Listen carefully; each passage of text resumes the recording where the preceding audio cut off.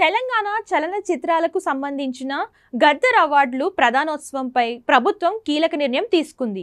తెలుగు చలనచిత్ర పురస్కారాలకు సంబంధించిన విధి విధానాలను సోమవారం సీఎం రేవంత్ రెడ్డి పరిశీలించారు, ఆమోదం తెలిపారు.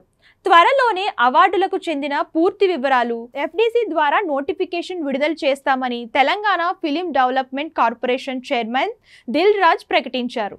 అయితే తెలంగాణ ప్రభుత్వం గద్దర్ అవార్డులను ఉగాది రోజున ప్రదానం చేసేందుకు నిర్ణయించినప్పటికీ పురస్కారాల కోసం వచ్చిన చిత్రాలను ఎంపిక చేయడానికి 30 రోజుల సమయం అయినా పడుతుందని ఎఫ్డీసీ ముఖ్యమంత్రికి తెలియజేసినట్లు సమాచారం.